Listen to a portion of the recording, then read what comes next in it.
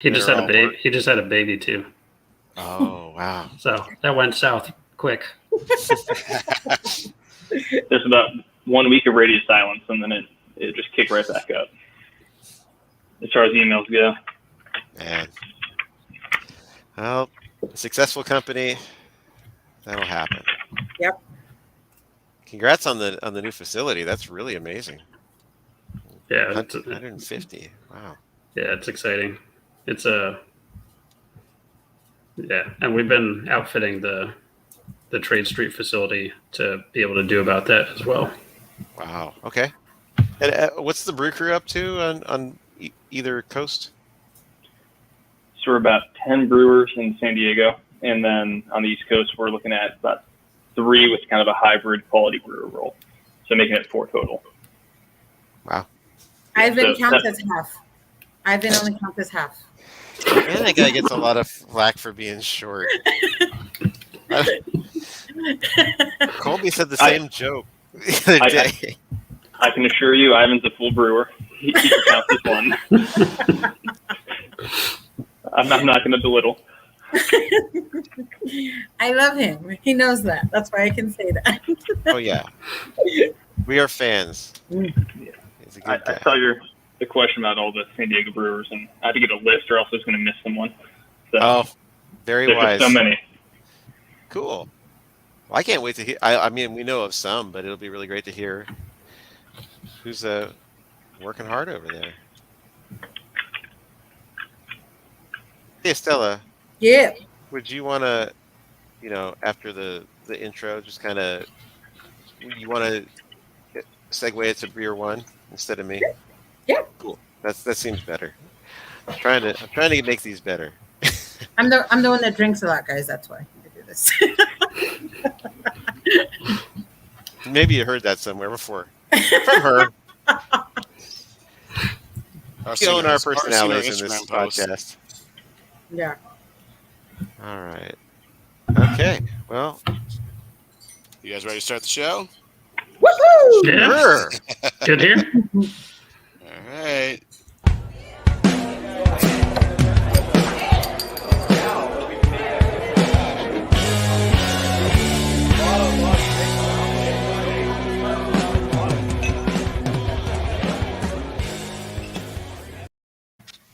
Hey, welcome to the Indie Beer Show, everybody. It's kind of rare after 120 shows to have something that's completely new, but we have something new today, and that's Athletic Brewing, our first non-alcoholic beer episode. How about that? Pretty cool. And it's pretty good.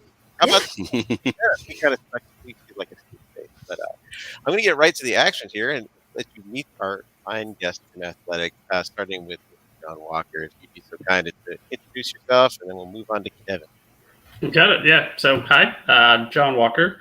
I am the co-founder from Athletic Brewing Company, and joined the team of Bill Schufelt in 2017 when we launched. And I'm still based in Connecticut, and that's my role. Hello. Hello. Cool. Well, I'll jump in. My name is Kevin Henschel. Started off as brewer back in 2018. I was brewery manager, helped start up the San Diego operation, moved back to Connecticut, where I'm the director of brewing for both coasts. So a little bit over 2 years with the company. I'm jumping in too. Excellent. And you guys sent us beer, non-alcoholic beer. So we're going to start with this little doozy right here. This is the Upside Down Golden. And I just want to point this out real quick. Where is it at? You were there. There you go. There we go. 50. 50 calories, you guys. Indeed. I think I found new favorites, by the way. So if you guys could tell us a little bit about what we're about to try. Yeah, I'll let Kevin talk golden. He makes a lot of it. Oh, yeah. So this was one of the original flagships we came out with. So made with the primary ingredient being organic Vienna malt. So it's the base for almost all of our beers, just kind of giving that a nice backbone on there. It also has nice Pacific hops, like can't talk hops from the Pacific Northwest, as well as English hops. So you kind of get a nice fruity, citrusy note mixed with some earthiness. So it's kind of rounding that beer out. So it is on the normal, little bit hoppier side for Golden, but in my mind comes out nice malt expression, nice bitterness, and then for 50 calories, you really can't beat it. It's also crafted to remove gluten. Oh, Throw that out there. Oh, you weren't doing enough good already, yeah, right? yeah, Cheever? yeah. Just throw something else in our faces. Thanks, guys. Thanks a lot. So are most of your drinks gluten free or gluten reduced, or is it just this one in particular? This one in Just particular. gives it up. Okay, all right. Okay, well, we've been talking to you for a little while at this point, so I feel like we know everything there is to know about Athletic. But for those people who don't yet, maybe you could kind of take us to the beginning of Athletic's story. You know, the initial idea that drove you to open the company, and then how it's kind of grown over the years, including how you've made a practice of interfacing with athletes, which makes sense, from normal folks, you know, like the casual athlete, up to people we would know their name if you just said it.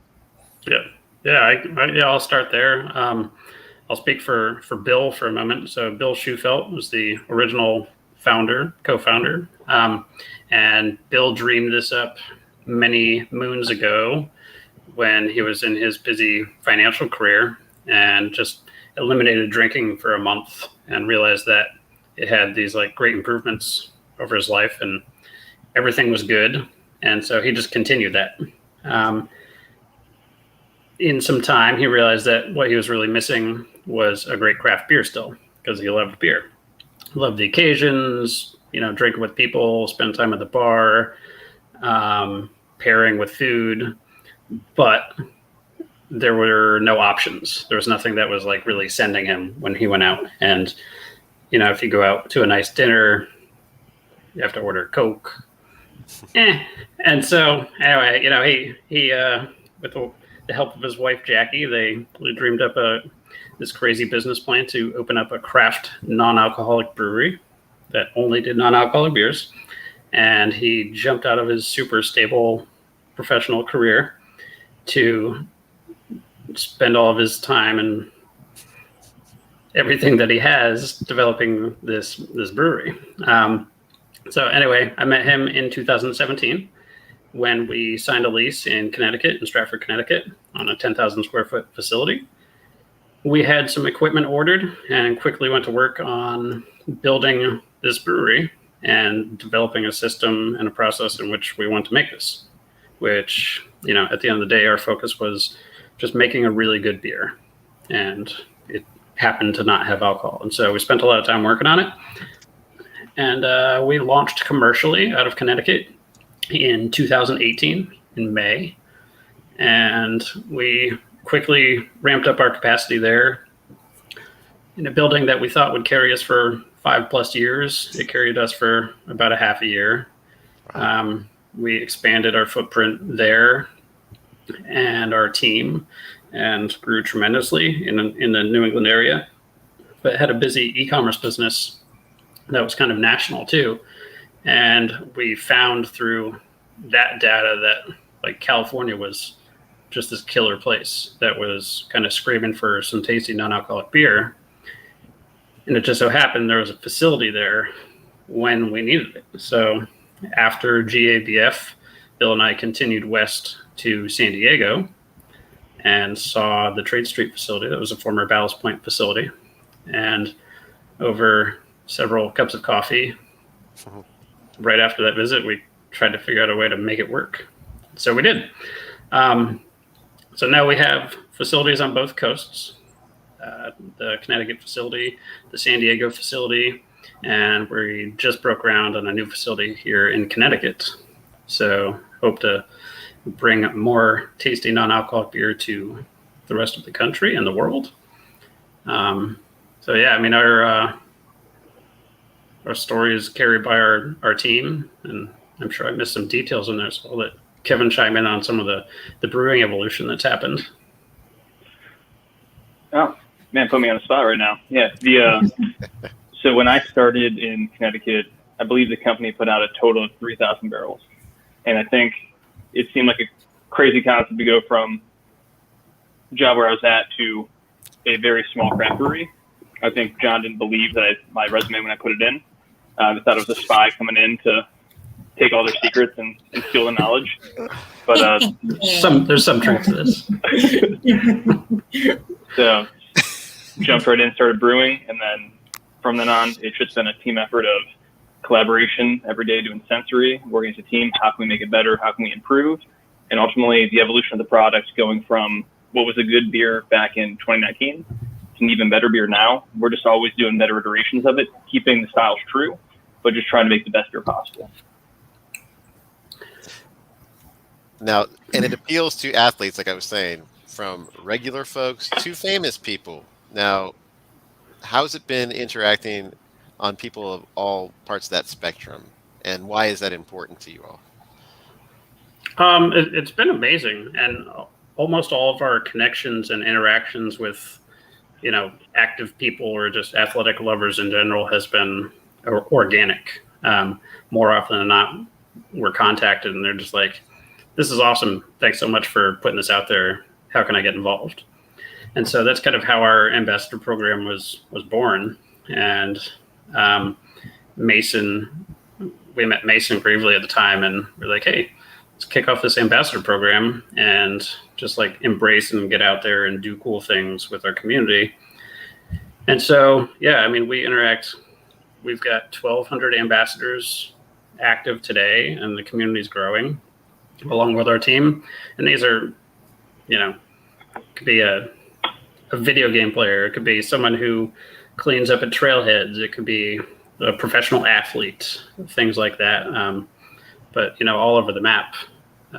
Some recent incredible stories and successes are Jason Hardrath, who just completed his 100th fastest known time string, which is pretty incredible. And Kevin knows more about that world than I do, but it's an incredible feat. And then Molly Seidel, who recently took home the bronze in the women's marathon in the Olympics. So, these are just natural organic relationships, and it's an incredible community. Well, that's very cool. Speaking of incredible communities, we can kind of speak to that where it comes to San Diego and the craft brewing community here. What has it been like becoming part of that community and bringing something completely unique to it that didn't exist before? Yeah, it was obviously, as I said, we started right in COVID. So it was just a really challenging time to actually get out, meet people, meet the community. All the interviews were over phone. It was a very big challenge there. So that's something that I'm really looking forward to, is then as things continue to open up, spreading out, because San Diego has so much to offer, from beer culture, beer talent, just everything about San Diego is fantastic. So I think we've had a good result so far, but as things continue to open, I think it's only going to get better. Nice. Now, you've become particularly familiar with several San Diego brewers because you've hired them. I mean, you have a team of 10 people over there in Miramar. Maybe tell us about who you were able to get and who's helping to make an impact over there at Athletic. I'm going to apologize in advance if I miss anyone on this one, but definitely on the team, we have a lot of brewers who worked previously at Ballast Point. And we had people from San Diego at all levels on brew floor and leadership in the warehouse. Pretty much the entire facility is previous San Diego brewing community. So Cody Rice is going to be the brewery manager, coming from Ballast Point previously. So he had actually worked in the sour facility there before. So he was turnkey. He was able to come in and show us where all the secrets were of the whole facility. The other one going to be Tyler Tucker, who I think everyone knows in the San Diego brewing community. He's like a bad penny. He just shows up all the time. So he has his own beer, Tyler Tucker's West Coast IPA. So that's going to be one that we've done a couple releases of. Then, as you mentioned earlier, we got Ivan Maldonado on the brew floor. So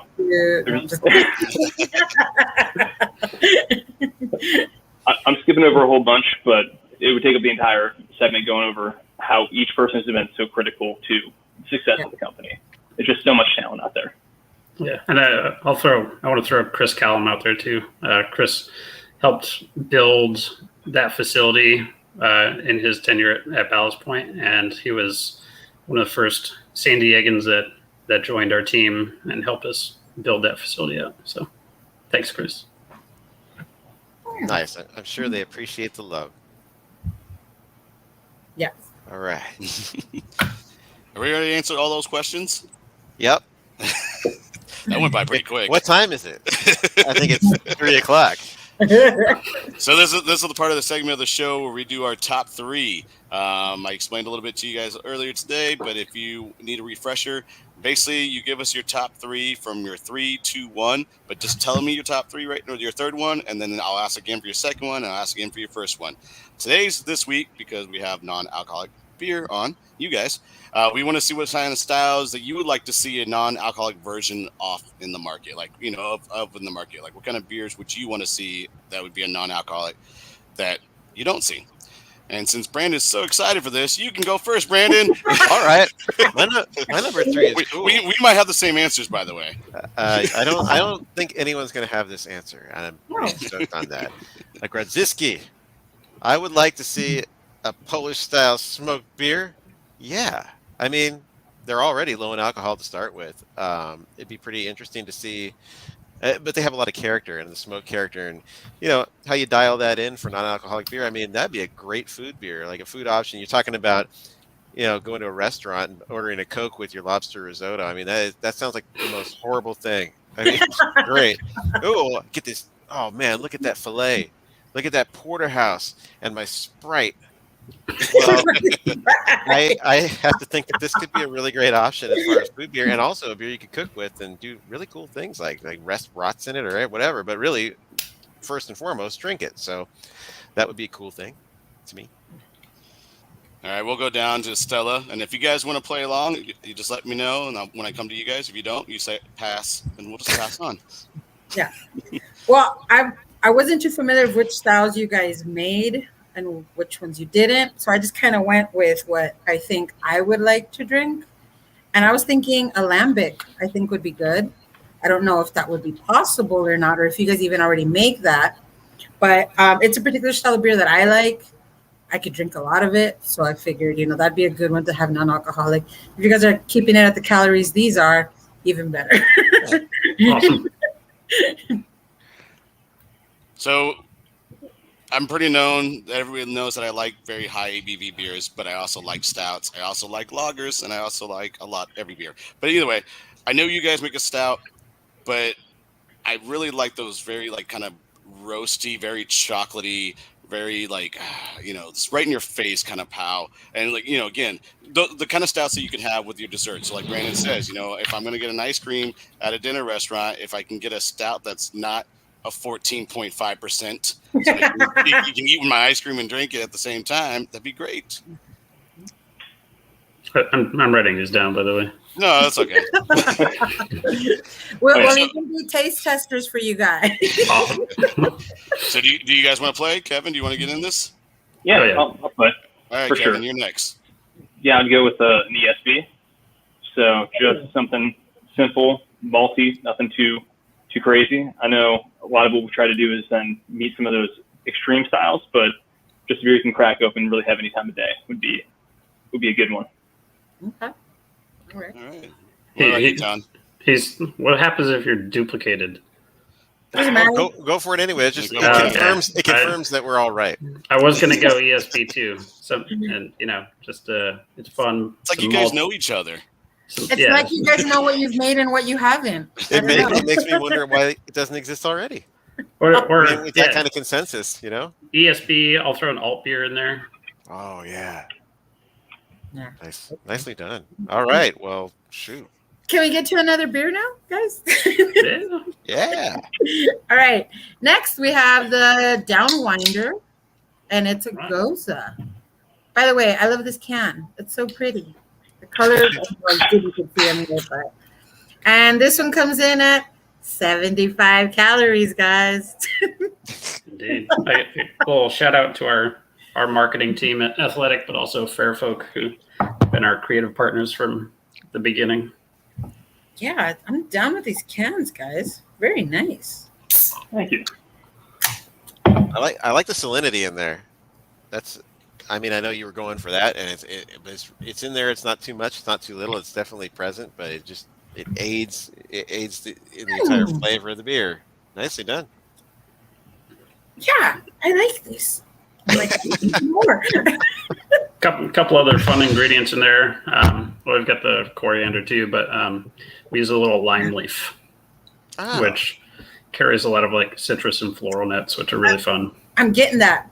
So if you happen to need a Mexicana who likes to drink, another ambassador, I'm available, guys. Thank you. You got it. I'll let Mason and Julie know. Mm-hmm. We have your email, so we can make that happen. Cool. All right. Well, back to your interrogation. Well, so I think what it comes down to with this new wave of non-alcoholic beers is really variety and quality, and I'd like to know how you all approach being able to expand the segment that way in those regards. I'll let Kevin go. I had a feeling you might be letting Kevin go. I like how yours goes, Kevin, take this one. So I'm going to take your question and flip it around and start with quality and then move into variety at that point. So I kind of hit on it earlier in the Patreon portion, but with being non-alcoholic, there just comes a whole aspect of food safety because you don't have the alcohol there to kind of keep the product stable. So we have to then really look at how we have an end product of how we're going to make it, and we have a bunch of rules and regulations we have to follow to get there. So how do we, using that guidelines, make the best tasting beer possible?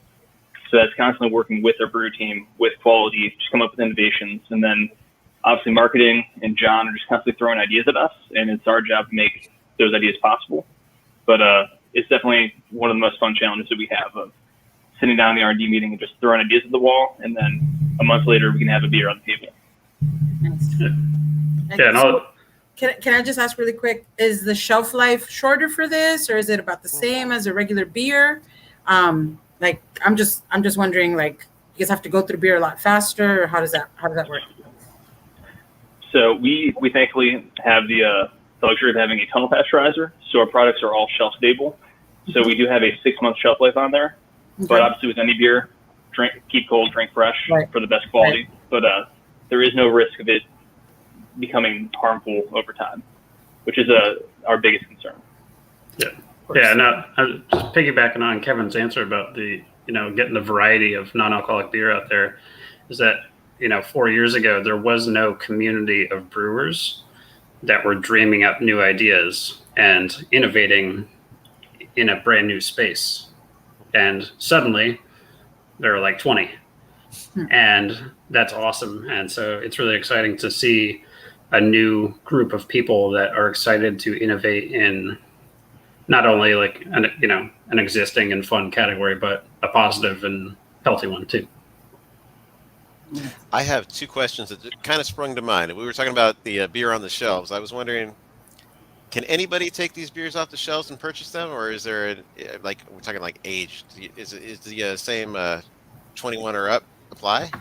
Yeah, we don't sell to anybody under 21. Part of that is just following all the state regulations across the board, just making sure we're above the law, and just don't want to target the wrong area. Of course, yeah. Sure. Is that because it has just like a little bit of alcohol in it? Like you said, it's 0.05%. Yeah, I mean, you'd never want to be considered like the gateway or somebody falling back into it that shouldn't be there in the first place. But also, states have different regulations, and some of them are a little more stringent as far as what they define as alcohol or non-alcohol. So Utah. I see that a lot with like kombucha, because they sell some kombucha like over the counter, and there's other places you can go and you can't get kombucha because it's got like a little bit of alcohol in it. So yeah. Well, you guys don't want to be the watermelon marshmallow candy vape of beer, right? Oh. Basically, you're not like, hey kids, it's cool, man, check it out. I mean, it's like, you heard it here first. It's pretty. You want it. I think that's great. So going also back to the fact that there are other players in this segment, we have another in San Diego. Could we possibly ever see a collab beer between non-alcoholic breweries, or for that matter, you collaborating with traditional breweries to bring in and do some localized collabs? You go. John, you can't pass this one off. This is on you. Okay. So yes, definitely do a lot of collabs. We've been like in the food space a fair amount, and the athletic space a fair amount. Definitely local brewers at some point. Trying to find it and make it work out. We've honestly been stressed for capacity and continue to be. So we'd love to do that and partner with some of the awesome breweries out there. In the not too distant past, we did a collaboration with Boulevard for Dry January last year. That was a hit nationally as well. Awesome. Well, good. I'm sure you'll have no shortage of people who want to give this a shot. I mean, it's just got to be kind of cool to me if you make traditional beer to be like, hey, these people are doing this in an innovative way. If you're going to do it with anybody, let's try them out. So we have spent a lot of time talking about how you're taking things to a different level and how exciting that is. For those people who don't, people who don't watch beer podcasts and don't read, San Diego Beer News and other things like that. There's a stigma out there that has existed for a long time with non-alcoholic beer. What have been some of the challenges that you faced in trying to overcome that? And also, how have you been able to? Because I definitely see traction with your product, and I think it's really cool. But it can't always be super easy and just like I have a positive attitude. So maybe take us through that. Yeah, no, it's been fascinating and fun, mostly. And so I think anytime that we can get somebody to taste it, we win. There's a lot of doubt going up to the sampling table. They're like, oh, that's so crazy. That's so silly. I'm not going to do that. And then you're like, just try it. And then everybody takes it, they try it, and they're like, oh, okay, I get it. And then, they can see the light and they're like, oh, I can see how this fits. And a lot of people are learning that what they really enjoy in a beer is malt and hops and yeast and the expression that those awesome ingredients give and carbonation. And it doesn't necessarily have to do with the alcohol. So, we win a lot there. Earlier on, there were definitely some, questions about, will it sell? Is it going to move off my shelf? But I think Athletic Brewing has done a great job in general at embracing like the positivity around it and, finally permissioning this category that had been stigmatized for so long and just saying it's not a penalty box drink. Nobody did anything wrong. You're just having a different beer and it tastes good and it looks good and why not? So, we've built that culture and that community and we've gotten a lot of support and people are honestly helping us along the way. So it's kind of a natural evolution at this point. And there are a lot of people focusing on health and wellness. So that's a natural fit there too.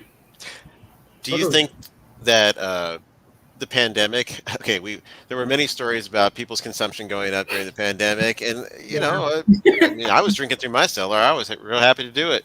I wish the Abel could have been there for all those 14% stouts, but at some point you have to like reel it back in. And do you think that people seeing how long the pandemic was going to go and like I need to make some adjustments? Do you think that your beers were you maybe see a lift towards maybe like 6 months ago when people kind of came to their senses a little bit and said, I need a little more healthful lifestyle, but I don't really want to give up the flavor of beer or beverages that I enjoy? Yeah. I think Kevin's going to say something too, but like I was saying before, we're adding occasions here. We're not necessarily taking occasions away, but we're just enabling people to drink more delicious beer more often without the effect. So, just it's inclusive and fun. Nice. Yeah, and I was going to add on that 6 month mark is pretty accurate. We saw a massive explosion in the dry January of 2021, and it really hasn't slowed down since. So it's that's the biggest gateway for people to get cans in hands and really kind of open up that opportunity that people to try it. Now I remember Dry January. You guys made a big push. I thought that was, it's excellent. Great idea. Is there anything you have planned for next year when January rolls around? Any kind of fun things that we can look forward to? Man, I got too many things on the book right now. I don't want to spill out all our secrets currently. But okay. that's really just Dry January packs, I believe, are on the schedule, just trying to get people prepared. One-stop shop there. And that's really just getting as good beer possible out there so that when people do try their first non-alcoholic beer, it's not doesn't turn them away from the segment. Yeah. Nice. Yeah, so that, and then the brewing and quality teams are working hard on some cool innovations and seasonals that will hit distribution in the not too distant future. And then we've always got a ton of limited offerings that everybody's making, these crazy wacky beers on our pilot system that we sell on e-commerce. So those are available to the tap room. That is our e-commerce website. I was gonna say, wait, you have a tap room? You have a place I can just go and buy this? We do have a tap room in Connecticut. Okay. Yeah, so we do have that there, but we're able to sell online. So all of our limited offerings and pilot batches we're able to sell on e-commerce, and that's kind of like our virtual tap room where we're able to engage with our community directly and get feedback on beers and see how things are doing. So it's a super unique and incredible way to make great beer. Yeah. So I got a question for you guys. We're up to what we drank. Super complicated as usual. What beer we drank last. That's it. And it can absolutely be one of your beers that maybe you drank before we started the show on. Let's go Brandon first.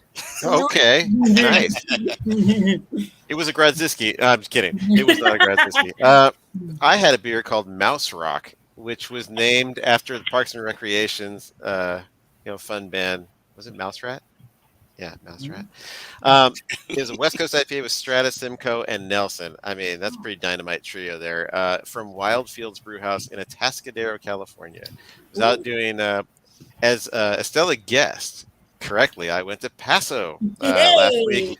Paso and Atascadero, they have a really budding scene down there, and it was for a travel article for San Diego Beer News. Found some really good beers. This was one of them. This place looks like a pizza port, and it makes sense because it's from a brewer who worked at Pizza Port Brewing, Lost Abbey, and the Beechwood Blendery. Ooh. So, but it's like walking in there. It looks like a pizza port. It's got all the family friendly stuff, just no pizza. It's really weird. That's the weirdest part. But so everything else, so it's more of a picnic tables. So just the port part. This is a port then. Yeah, it's a port. But it's called Wild Fields. Definitely check it out. Ryan Field's doing good work up there. All right. Okay. I'll go next. I had one of the beers at Mujeres.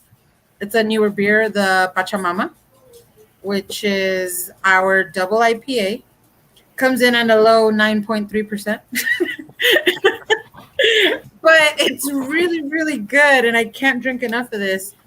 It's the collaboration that we did with Hopnonymous, and I was doing an interview for Fox 5 today that I didn't know I had, and I had to grab a beer, and that's what I grabbed. I probably should have grabbed something a little bit lower percent, but anyway, yeah.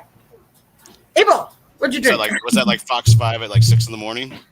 No, it was at 1 p.m. Oh, okay. Hispanic Heritage Month. I'm saying a 9% at 6 in the morning. Yeah, what was it about it? No, beer for breakfast was the other day's friend. That was all of it. So speaking of beer for breakfast, the good old Paul Segura came by and dropped off some Oktoberfest for me. Yes. I'm a huge lager fan, especially Oktoberfest. But per certain things in my life, I do not drink in October.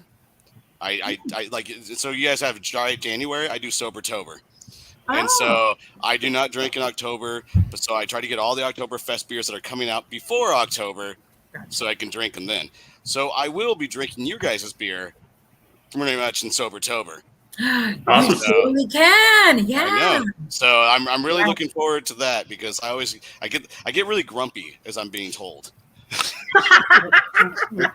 We will have ample Oktoberfest for you. Good. Nice. I'm excited for it, man. Nice. I'll go hit that Taylor Jones or Ivan Norago, one of those people. Kevin, what did you drink last? I had an Oktoberfest from Von Trapp Brewery up in Vermont. Nice. So just known for their lagers, and had to pick one up when I was at the store. And what'd you think? How was it? It's about 35 IBU, which seemed a bit on the higher side, but like again, enough malt body there, but no complaints on my end. Nice. Yeah, All after right. being in San Diego, 35 IBUs is really nothing. Yeah. It's our water. Yeah, I was gonna say that's that's Tap nothing. water is 35 But IBUs. how many calories is it? Definitely on the higher side, but Yeah. I don't. Yeah, Worth it. Yeah. Worth it. absolutely. John, what did you drink? Mine was a Sea Hag from New England Brewing Company. Oh, So there you go. that's their flagship IPA. It's just a tried and true beer up here that it's just like consistent and tasty. Are they still making Neighbor of the Beast over there? I don't think I've seen that. Yeah, they do some other wacky big stuff, and maybe they do. I don't know. But yeah, we like New England Brewing Company a lot for a whole bunch of reasons. Cool. Well, nice. Well, I think it's time for our number 2 of our top 2 beers. What we talked about earlier said the styles that we like to see that are on a non-alcoholic version that could be in the market. And since we've been starting with Brandon, let's start with Brandon. You're never gonna guess. ESP. That was my number 2 with ESP. All right, now I'm gonna let it go. We'll move on to John. So now we'll go the other way. All right, chocolate milk stout. Hey, So kind of along your lines, but yeah. will that be like skim milk? No. 2% milk. Rich, full body, and some like really nice cacao nibs. So like Okay. deep chocolate. Yeah. Nice. All right, Kevin. More calories there, though. Yeah. More calories. I get it. Not scared. Yeah, I'm gonna go on the same line. Go with the campfire stout. So same thing, extra roasty, a little bit of smoke, a lot of sweetness behind there. The chocolatey notes. So just a really more complex, high calorie stout. So need those calories.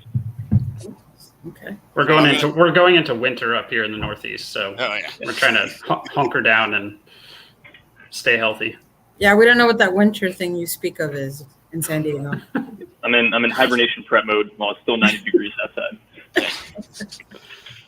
So mine would be an Imperial IPA. It's like basically I like the very high bitterness and aroma of flavors of the beer, and it's just like I feel like sometimes some non-alcoholic IPAs are just lacking that a little bit. So if it was something like, I mean, I don't even know. Can you even do something off like a Nelson hop or a Mosaic hop, like stuff that's really potent? Can you do like non-alcoholic with that, or is it just non-existent? 100% could totally do that. All right. Well, Imperial IPA, please. I got my note taken right here. Well, mine was a stout, but April said you guys make a stout, right? Yeah, Correct. Yeah. Yeah, so I got no number 2 then. Move along. It's fine. All right. So what's the next beer we're gonna drink? Estella. Oh yeah, sorry. The puppy's on my lap because The script actually says Abel, but then you start calling people out. It doesn't say my name on it. So next we have the Run Wild IPA. Hello. Yeah. Oh, sorry. And what are we at, guys? What are we at? 70 calories. 70. So yeah, Puppy's like, I can drink that, right? Yeah. Not alcoholic. that was our other original flagship brew alongside the Upside Down. Okay. I've had this before. It does taste different. I had it, I think, like a year and a half ago or something like that. I don't know. To me, it just tastes a little lighter than it used to be. Or have tweaks been made to it? It's nice. Just general tweaks, like nothing also like completely earth-shattering. Just really trying to take the recipe, scale it up to a larger system, and then maintain that consistency. It feels like super dialed in. Is why I ask. That's awesome. Yeah, I mean, one of the things we target, the whole team targets, is consistency, but not at the expense of quality. And we're always trying to improve a little bit. So, little evolutions here and there. All right. Yeah. All right. Well, now we've had 3 of your beers, but for the people who know about your company and keep up on it, we know there's a ton more. We've kind of touched on it a little bit, but I'd love to know not only more about some of the other styles of beer you make and some of the styles of beer that have made it through the brew house, but also kind of inform us about, we had the core beers, like what's your limited edition series like? How often do you release new beers? Especially since you have so much going on in e-commerce. This way people can be kind of aware of how often to be checking that out and seeing when new things are coming up, if they don't use, social media. Kevin, you wanna take the release stuff? Yeah, it's become a huge part of my job, is just making sure that we have constant fresh styles coming out. So we try to get at least one release on e-com a week, whether it's a new style, new variety out there. So it's definitely really keeps that innovation going. But I know at least just coming up, I have my notes here. We have a nice pumpkin brew coming up for October. So that'll be nice. Nice NA pumpkin brew. We have a wet hop brew coming up, which is also really exciting. So it's going to be Idaho 7. All right. But yeah. 2 wet hops. Oh yeah. 2 wet hops. Yeah, so one in San Diego and then one in Connecticut, and just kind of see how they compare, just given all the differences between the hops and everything else. And we'll get Idaho 7 here. Yeah, I was gonna say, can you say what hops it was? It's Idaho 7. Ooh, okay, all right. So Idaho 7 for San Diego, and then on the Connecticut side, it's either going to be Cascade or Comet. Nice. Yeah, and the on the Connecticut side, it'll be grown in Maine, which is pretty cool. Okay. What part of Maine? Are they growing hops? Just west of Portland. Okay, well, that's really exciting. Yeah, I've never worked with them, and I'm super excited to see what they do. The Northeast was historically, like long ago, known for growing hops, but a series of blights took them out, and then it just the industry never came back. Okay, well, that's unfortunate. Starting to, though. Good. Yeah. So if we go beyond brewing, another thing that you do a lot is philanthropy, charity, getting behind causes. Very cool. One that a beer that kind of represented that mission was Rainbow Wall, that was out recently. I was hoping you could kind of tell us about that, about the greater mission of that beer, who benefited from it, and who was involved with it. Yeah. So Rainbow Wall was a partnership with Alex Johnson, who's an ambassador and just a killer professional climber. And so we worked with Alex to dial in a brew that she wanted to drink while she was climbing and every day. And so it turned out to be a blood orange IPA with strata hops. And, I think to date we're still getting like incredible feedback on how well that turned out product wise. And so that was super exciting. But part of that was, all the proceeds were going to go to Athlete Ally. And so that's kind of where Alex and the company decided that we want to put the money that we received from it. And so Athlete Ally, they try to end homophobia and transphobia in general and kind of break down the borders and, instruct leaders how to be more inclusive in the sports world. So it's just overall positive, breaking down barriers and being inclusive and equitable. Nice. Mm-hmm. Yeah, I saw a lot of good feedback about that, and rightfully so. It was really, really cool. So what drives you to get into these causes? Well, you're busy right now just trying to make enough beer to fulfill, what you need in the market for consumers who are very excited about it. You could easily say, okay, we'll get to that someday when we have time. But what drives you to get involved, and what are some of the causes, movements, and charities that you've been involved with and supported so far? Yeah, so I mean, it's hard coded into our business, has been since the beginning, and so 2% of all sales every year go to trail and park cleanup. That's our Two for the Trails program. We have an additional percent that goes to community and other, justice, equity, diversity, and inclusion efforts, and so that is just set in stone, and that's what we do. And so, we spend a lot of time. Alex Showerman spends a whole lot of time devoted to making sure we're going in the right places and speaking to the right people, and being inclusive and opening up the beer community to everybody. And so it's pretty incredible and awesome to be part of. And I think it drives us internally and externally. It excites our teammates. It gets us out in the world. It makes people feel good about doing good. Yeah. So some other projects we've participated in, we did the Soul Sour during Black History Month. And so all proceeds there went to beer culture. And they try to develop a more inclusive brewing community and get some underrepresented folks in the brewing industry.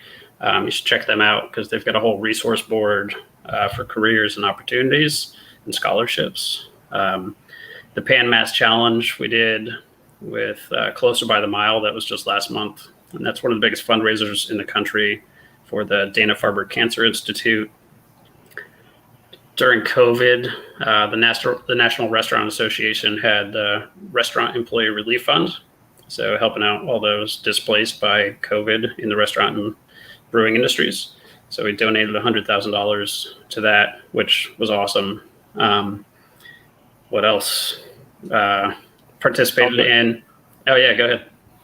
Oh, I was going to jump in and say the Yakima Chief doing the Veterans Blend. So doing that brew. So we did that last year. We're also coming around this year doing that again as well. So John mentioned Chris Callum come from Ballast Point. He's also a veteran. So he worked in designing that brew and then really putting all that towards a whole load of causes in addition to the hops that were already purchased from it. And then the other big one would be the Pink Boots Blend. Doing that, Kara, she's a brewer on our San Diego brew team, worked with Megan from the lab, worked together on designing the recipe, and then had a collaboration brew day out in San Diego. So that was, nice. I think, one of the bigger Pink Boots brews around the country. So that was a really successful beer as well. I got two more because I'm feeding off that. So Kara's also working on the Brave Noise collaboration, trying to end sexism in the industry. And then another really exciting event that we're carrying on for 5 years is a scholarship that we're doing in tandem with New England Brewing Company, who I mentioned earlier. And so we've got a scholarship for 5 years to the brewing program at Sacred Heart University here in Connecticut that is for traditionally underrepresented communities. Awesome. Wow. That was a great answer. Yeah.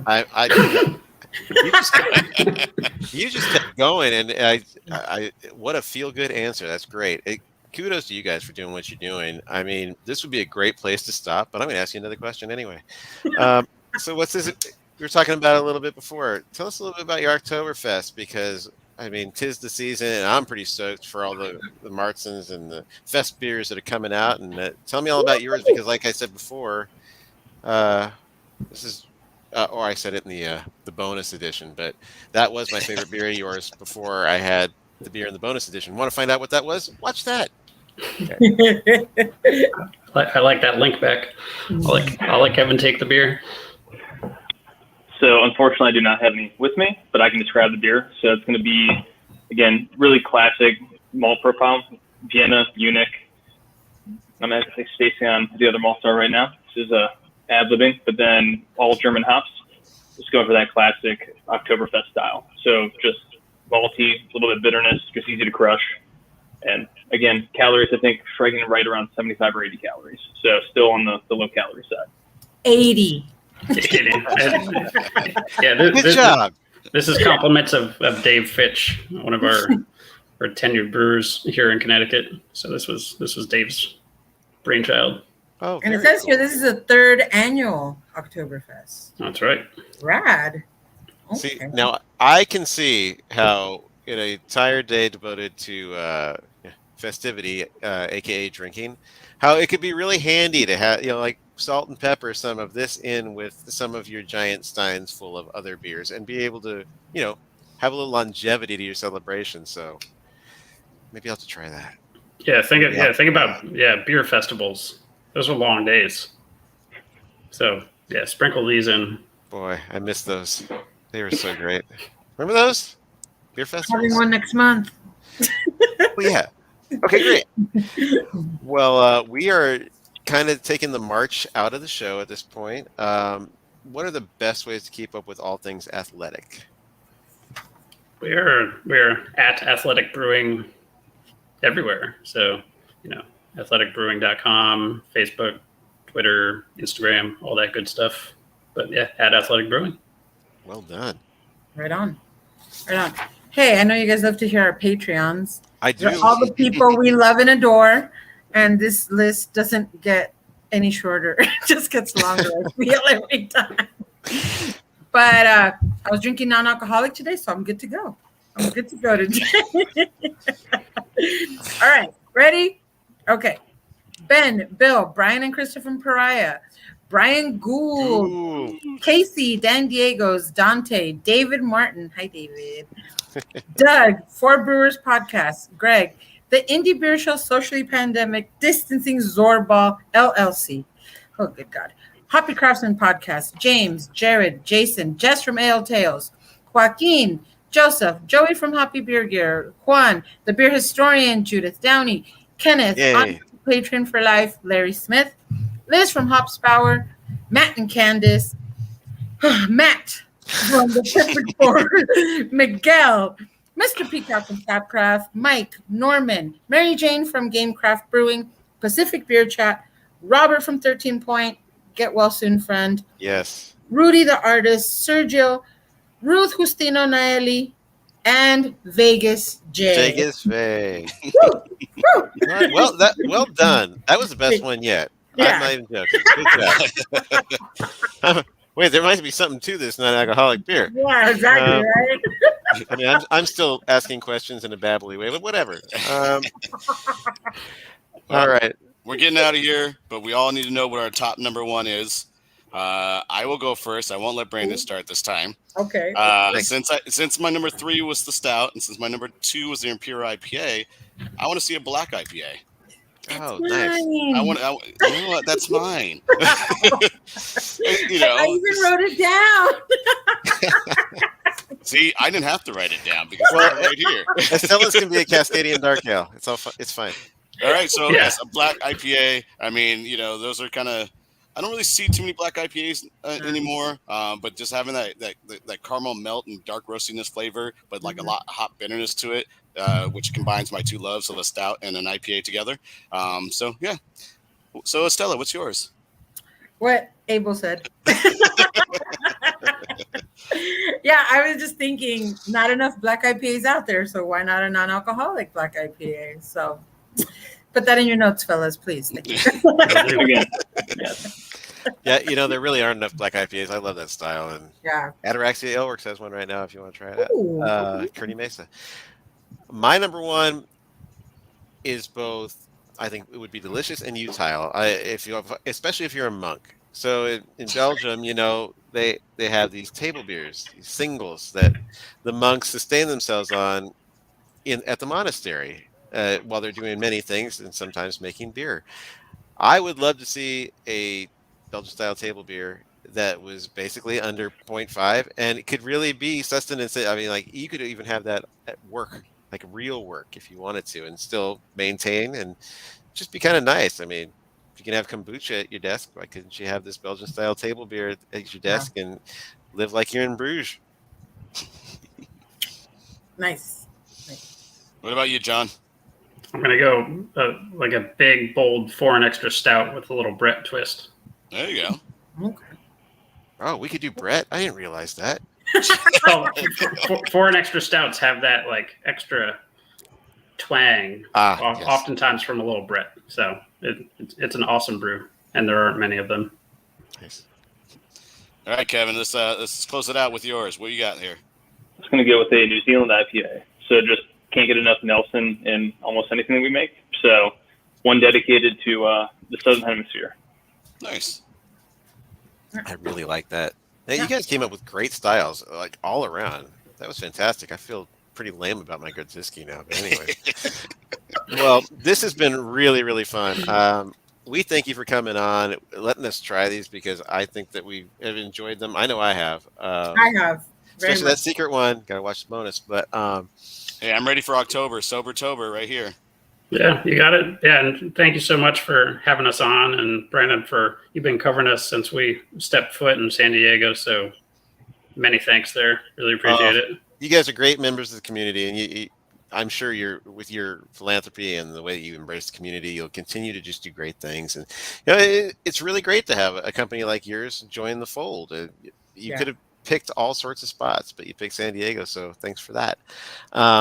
That's a feel-good moment to say goodbye to everybody. But for Abel and Estella, myself, John, and Kevin, thank you for listening. Thank you for watching, and we will see you next time. Bye-bye. Thank you. Awesome. Thank you very much.